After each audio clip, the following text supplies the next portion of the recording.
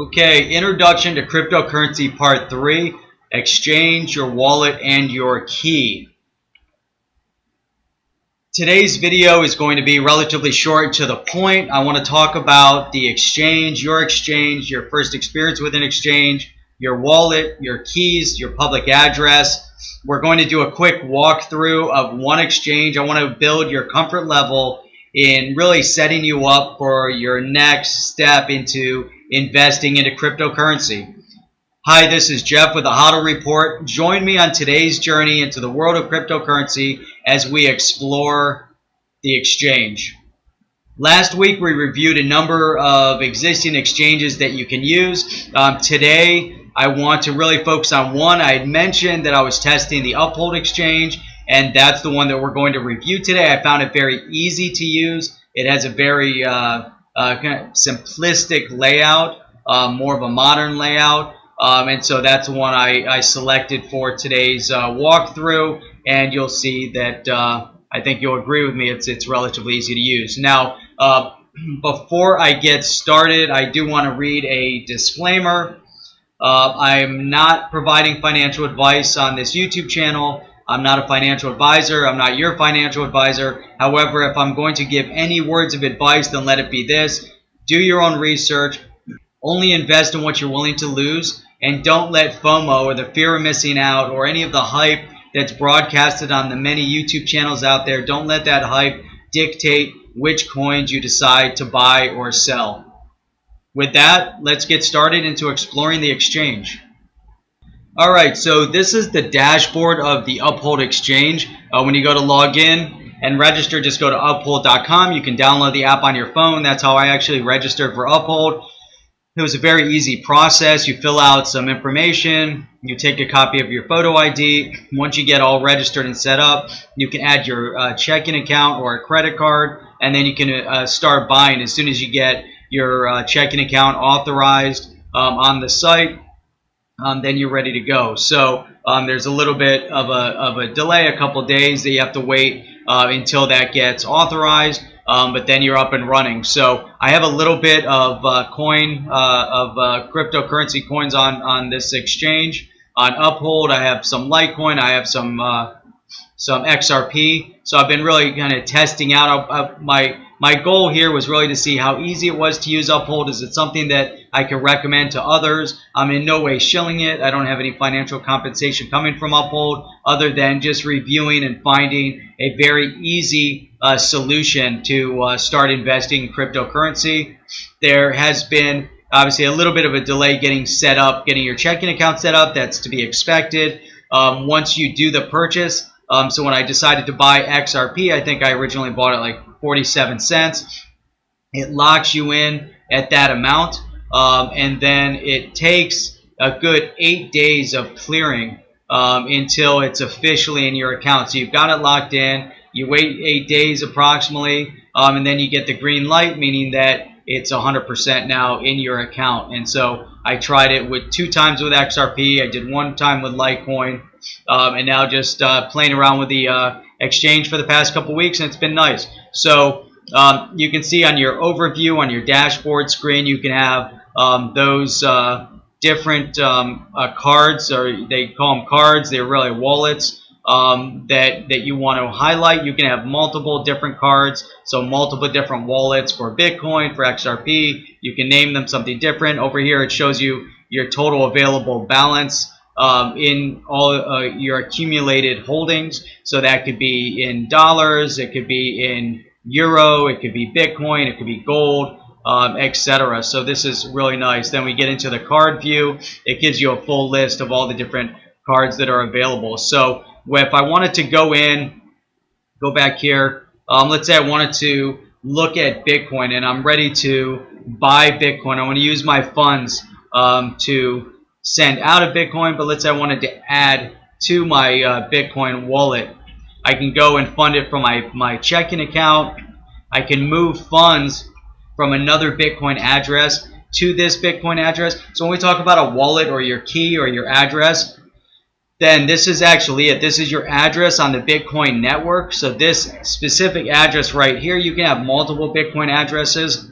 you'll have a different address on every different exchange, and here you can hold different addresses. And then if you get into a hardware wallet, you'll have a different address. But this here, this long series of numbers and letters is actually my address. And so this QR code will allow you to scan it and send directly to this address. This is where you're sending Bitcoin to. So I can share this publicly anywhere, and this is the address people are going to be sending tokens to add funds to this account. If I wanted to use my funds and move my cryptocurrency from this account to another, so I select Bitcoin. I want to send to Bitcoin because I'm going Bitcoin to Bitcoin in this case. So I would use a similar address to the one I just showed you for another account for somebody else, or for another Bitcoin account that I have, and I'd plug it into this address bar here, and I'd put the total amount, and then I would go down and say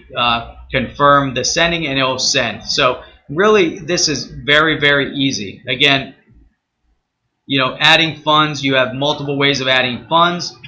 You can go from your bank account, you can fund it from a credit card. So we only accept funds from credit cards to these currency cards: Euro, British Pound, and US dollar. So that's fine. I can fund my US dollar account from a credit card. I can move maybe $500 or $1,000 or $100 or $50, whatever you want, to the Uphold exchange. Once it's funded in your, go to your dashboard, you'll take credit card funds. Will probably be immediately available. It'll go to your USD card. From there, you can then move, and you would say, okay, from my USD card, I want to use these funds, and now I want to transfer between cards, and that's really a purchase. So this is a really basic way of looking at how you make exchanges. When we get into an exchange like Binance, if you remember from the exchange video, I looked at that one a little bit. There's graphs and pairings and a lot of more complexity to the whole investment cycle. And here it's just very, very basic, like you're logging into your checking account. So let's move on from the exchange. I want to talk a little bit about the Nano Ledger. So the Ledger Nano S. This is what we'd call a hardware wallet. The hardware wallet plugs into your computer.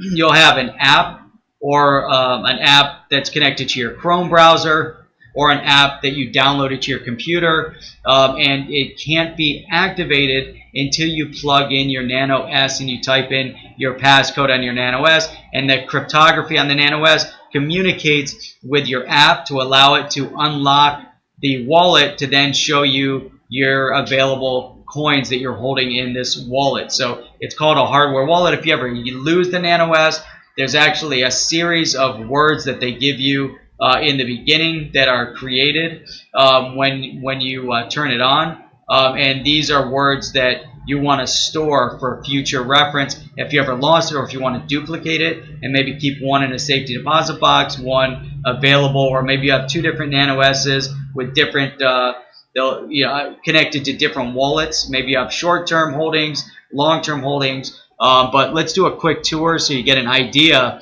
of what the Nano S looks like. So it looks just like a little thumb drive. It allows you to plug in a little bit of data. You can see some things on it. If we go into the features, you can hold multi-currency support, so like Bitcoin, Litecoin, Ethereum, Ripple, Stellar. So there's a lot of different coins that it'll connect to. It's super secure. The way they set it up. Once it's disconnected, all of your coins in those apps are protected. They're considered to be offline at that point. The companion apps, these are companion apps that it works with all the different coins. So you can see there's a whole selection of coins that the Nano S currently works with. And then there's some integration. So your Ledger Wallet Bitcoin, your Ledger Wallet Ethereum, these could be Chrome apps.